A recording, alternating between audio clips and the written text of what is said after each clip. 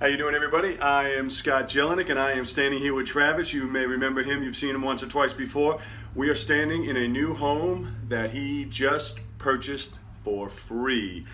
Free, Travis. So I'm going to tell you a little story, then I'm going to let him tell you how it all panned out. But originally, he contracted this house for how much? $15,000.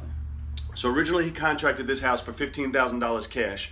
And then title search came in, and the title search revealed $30,000 worth of judgments. $30,000 worth of judgments. So what does that mean? It means, well, you can't buy it for $15,000 cash because they owe $30,000 in judgments. So he actually came in, and we were having a coaching meeting, and he was recapping everybody's deals, and he said, oh, that deal's dead. They owe $30,000 in judgments, so they're not going to be able to sell it for the 15 grand. So right away, I was like, wait a second, what if you do X? And he said, yeah, I'll talk to him about it. I said, no, call him right now. And he called him right now when we were in that meeting. They agreed to it. Now, this took a few months because we had to get payoffs for all these different judgments. And so now he got this house 100% absolutely free, which is better than the 15 grand he was originally going to pay. Yes. So Travis, tell him how you got the house for free now. Well, originally I was doing my due diligence on a couple of homes that I saw, a couple of properties. And long story short, I ended up seeing a white sign and called the number on the sign, and it was advertising the house for, I think it was $27,500.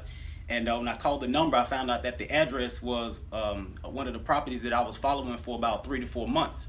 So I was, brand new in investing, and I started out investing in March of last year, 2017.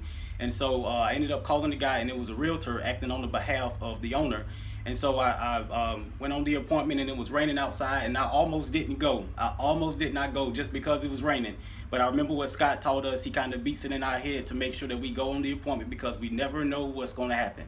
So I ended up going on the appointment. I spoke with the realtor. I met him here. We walked through. We built rapport. And he told me previously that another investor came by and offered him $20,000, and the homeowner turned him down. And so when I came up, I offered $15,000, and the owner took me up on the offer.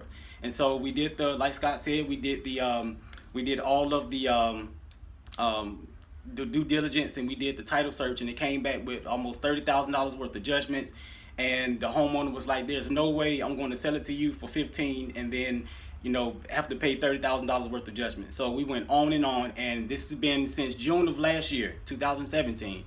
And now this is May 14th is when I actually closed on the house. So it actually took almost a year for this deal to go down, but free is better than paying $15,000. So what he didn't tell you is, let me tell you how he got it for free. He bought the house subject to all the existing liens, which means those judgments now are still attached to the house.